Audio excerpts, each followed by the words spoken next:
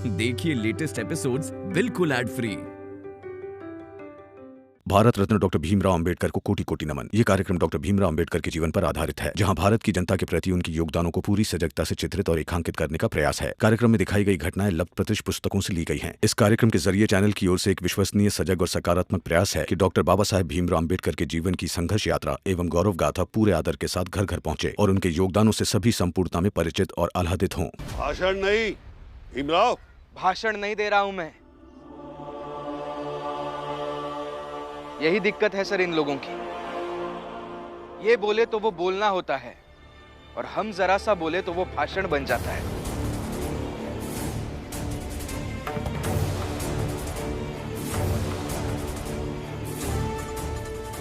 चलिए सर, मैं आपको तथ्य बताता हूं।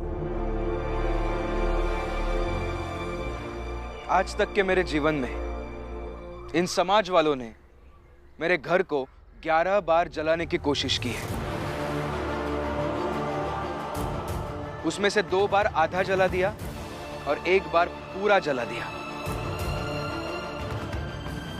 लेकिन कमाल की बात यह है कि 11 बार में से 1 बार भी किसी को भी कोई सजा नहीं मिली।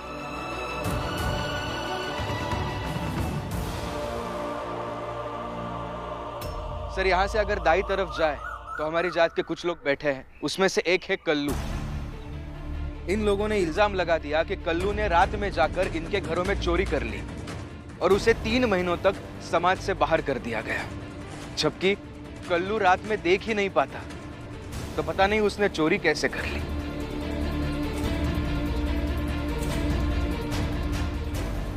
सर, कभी आपके घर में मेहमान आए हो तो ऐसा हुआ है कि आपने थाली में खाना परोसकर उनके सामने रख दिया हो, वो खाना खुद ही खा लिया हो और मेहमान उनसे कहा हो कि अभी आप थाली साफ कर दीजिए? ऐसा होता है क्या? ऐसे होता है ना सर, हमारे साथ होता है। ये लोग खुद ही सभा लगाते हैं, आरोप खुद ही तय करते हैं, फैसले भी खुद ही तय करते हैं और न्याय मिला ये सोचकर खुद ही खुशियां भी बांटते हैं और हमें बाध्य करते हैं इनके सुनाए गए फैसले मानने के लिए। जैसे थाली में का खाना इन्होंने खाया हो और हम सिर्फ जूठे बर्तन साफ कर रहे हो।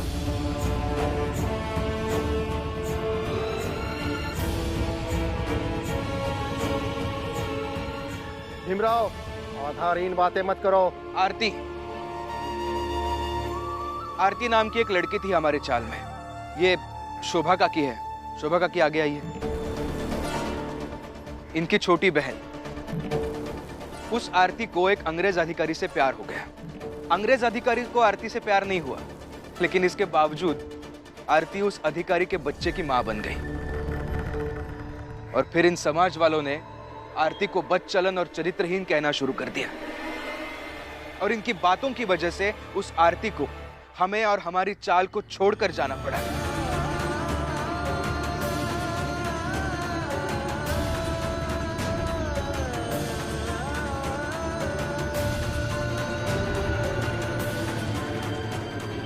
भीमराव, मालू।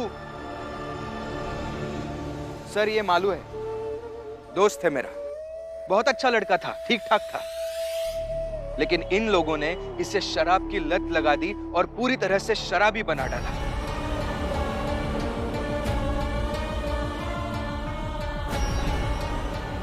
ये हमारे जोखू काका, ये भी अच्छे थे। हमारी चाल में इनकी एक दुकान भी थी, लेकिन इन्होंने दारू की दुकान खोलकर उस दारू की दुकान में इन्हें काम पर रख दिया और फिर इन्हें भी मालू की तरह शराब की लत लगा दी और पूरी तरह से शराबी बना डाला। और फिर एक बार शराब की लालच देकर इनसे चोरी करवाई और फिर उसके बाद सभा लगाकर उस सभा में इन्हें झूठा साबित किया और 4 दिन तक चाल से बाहर रहने की सजा सुना दी।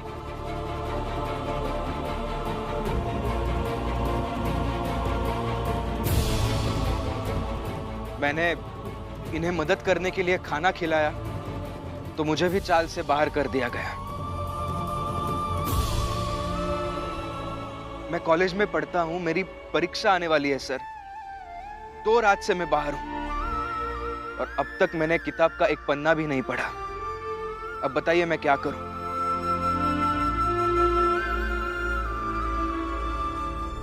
और मेघनाथ जी ने आपसे सबसे पहला सवाल पूछा था, वही सवाल मैं वापस पूछना चाहता हूं। क्या आप तीनों समाज को मानते हैं? एक ऐसे समाज को जहां सभा न्याय दिलाने के लिए नहीं बल्कि इन लोगों के अपराध धुलने के लिए लगाई जाती है। क्या आप तीनों ऐसे समाज को मानते हैं सर?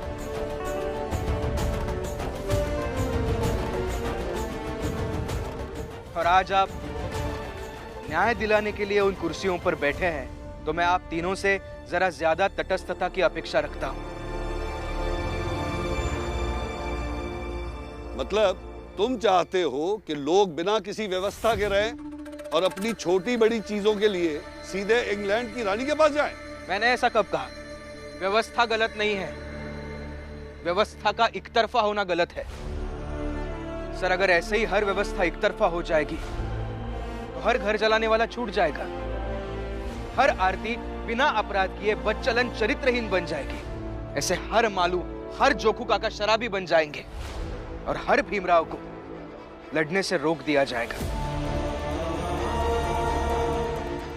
इसलिए सर, हमारी बस दो ही मांगे हैं। एक तो हमें हर न्याय प्रक्रिया में हिस्सेदारी मिले, या फिर इनकी सामाजिक व्यवस्था इन्हीं को मुबारक हो, हम इनकी सामाजिक व्यवस्था को नहीं मानते।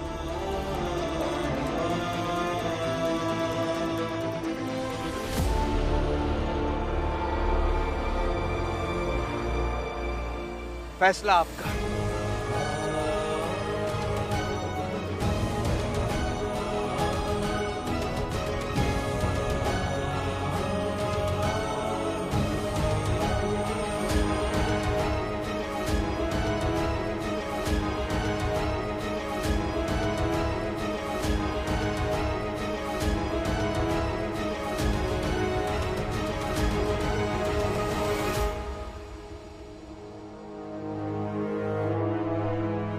और हाँ सर, अब मैं यहां से 10 कदम दूर जाकर नहीं खड़ा रहूंगा, मैं यहां मेरे अपने लोगों के साथ खड़ा रहूंगा।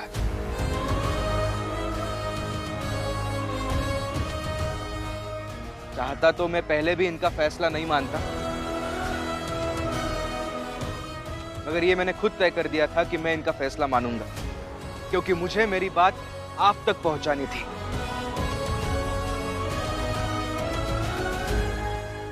और यही एक तरीका था कि चाल से थोड़ा बाहर निकलूं, भटकूं और फिर मैं मेरी बात लेकर आप तक पहुंचूं। इसलिए मैंने ये सब किया।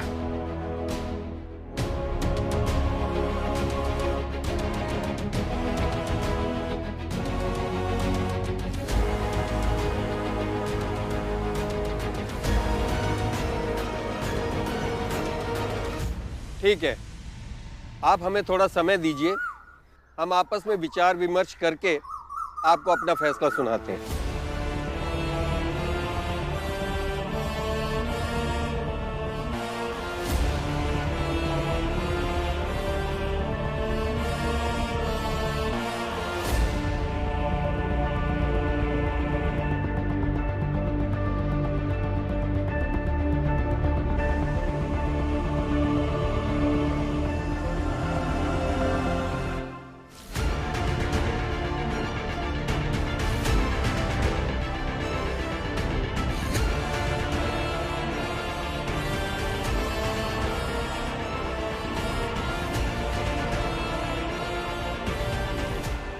इतनी देर से क्या बात कर रहे हैं? फैसला सुनाने में इतना समय थोड़ी लगता है। मालूम, न्याय के लिए जितनी गहराई तक बात करनी पड़े सब उचित है।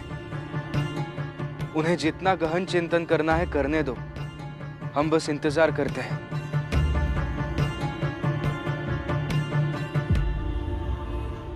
बहुत देर हो गई, थोड़ी देर में तो सुबह हो जाएगी।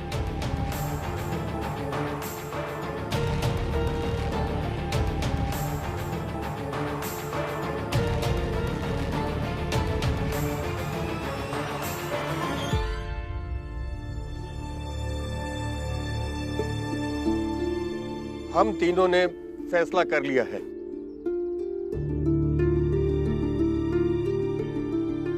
देखिए, मुझे लगता है कि सामाजिक व्यवस्था सदियों के अनुभव, जरूरत और मान्यताओं से चलती आ रही है और इससे छेड़छाड़ करना गलत होगा। जैसा है वैसा ही रहना चाहिए।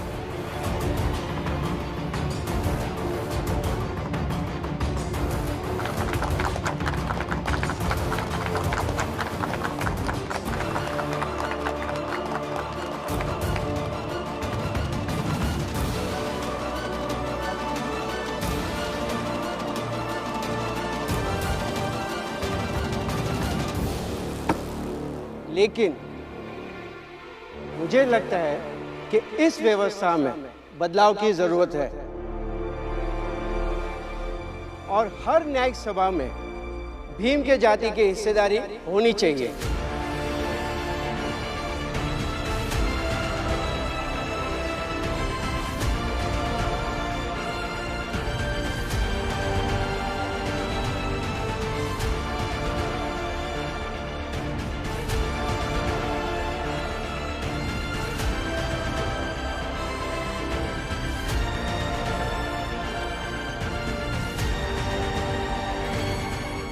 अब जो भी फैसला होगा वो मेरे फैसले पर निर्भर करेगा।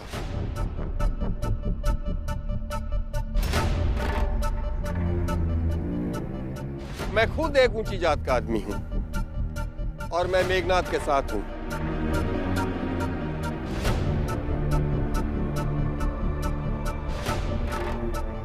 मगर सिर्फ जातिगत बातों के लिए, न्याय में नहीं। इसलिए मेरा फैसला भी यही है कि भीम की जात की भागीदारी होनी चाहिए।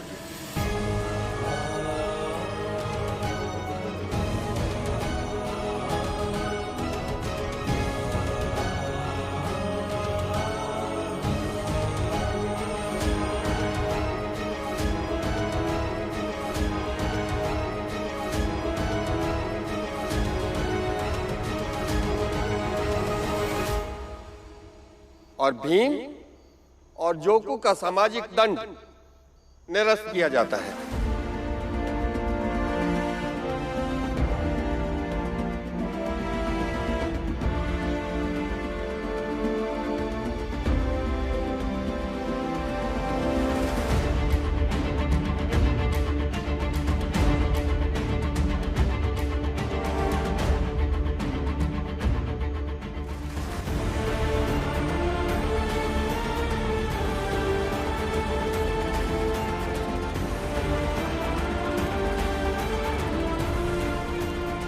ऐसे कैसे फैसला कर सकते हैं आप? जवाब चाहिए मुझे। अरे ऐसे कैसे जा सकते हैं? सुनिए मेघनाथ जी, ये तो होना ही था। आज मेरे पति भीमराव अंबेडकर की जीत होनी ही थी। क्यों? आज ऐसा क्या है? आज 14 अप्रैल है और 14 अप्रैल मतलब मेरे पति भीमराव अंबेडकर का जन्मदिन।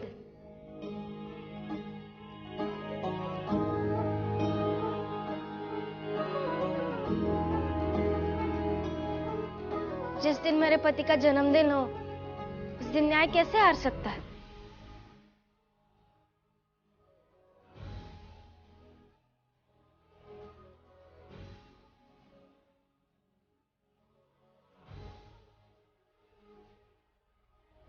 सही कह रही हो रमा।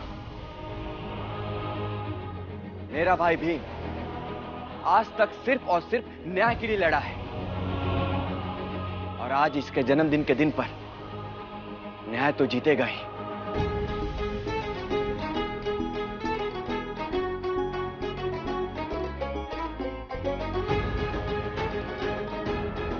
हाँ।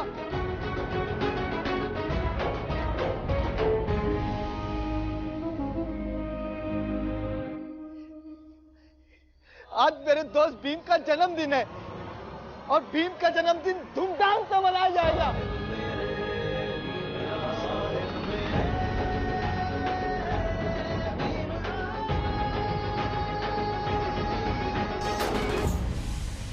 भीम, तुम यहीं रुकना, मैं अभी आता हूँ। लेकिन जा रहे हो मालूम? हाँ, तो अभी से ही हम सब भीमराव का जन्मदिन मनाना शुरू कर देते हैं। चलो।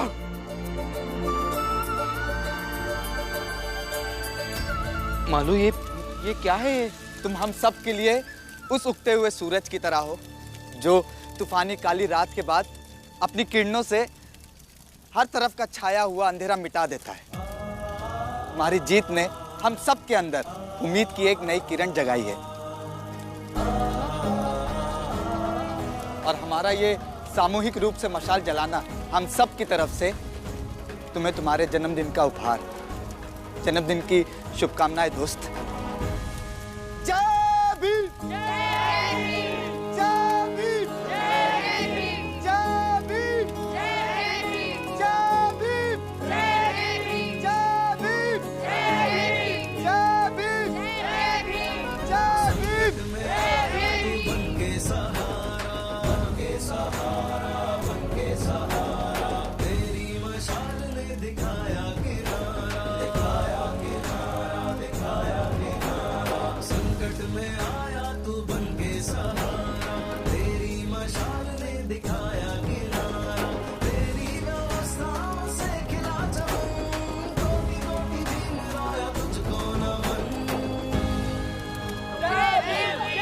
बस बस बस।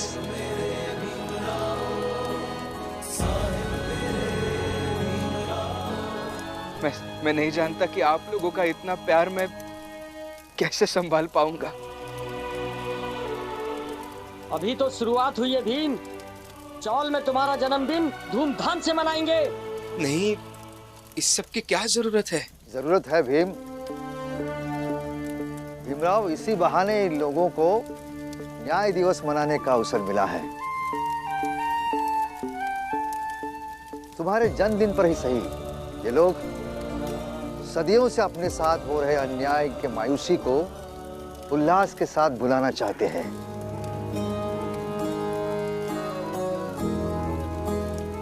इन्हें भुलाने दो, मनाने दो भीम।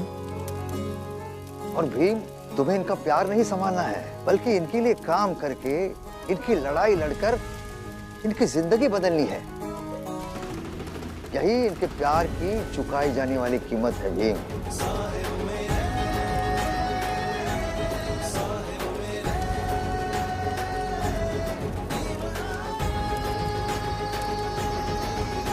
तुम अपने जीवन में इतना उच्च पद प्राप्त कर लो कि 14 अप्रैल को आने वाली पीढ़ी तुम्हारे जन्मदिन को न्याय दिवस के रूप में मनाए।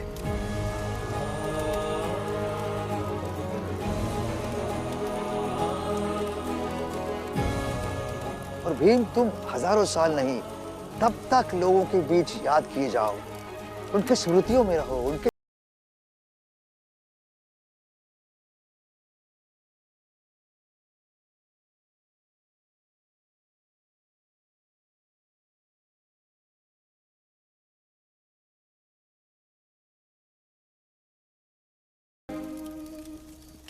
मैं नहीं जानता कि आगे आने वाली पीढ़ियां मुझे याद रखने लायक समझेंगी या नहीं समझेंगी, लेकिन मैं आपको इतना आश्वासन जरूर दे सकता हूं, जब तक मैं जिंदा रहूंगा अपने जात के लिए और अपने समाज के लिए लड़ता रहूंगा, अपने लोगों के लिए काम करता रहूंगा, इन्हें न्याय दिलाता रहूंगा। और न्याय हर किसी के लिए सुगम करता रहूंगा।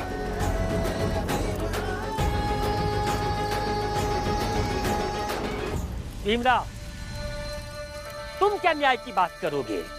तुम तो बस अपने मतलब की बात करते हो। 4 लोगों की नौकरी छीनने वाला आपका ये भीम बाकी 4 लोगों के हक के लिए लड़ने की बात कर रहा है। ये तो समानता नहीं हुई। ताए तो बस अपने जन्मदिन का तमाशा कर और खुशियां मनाओ।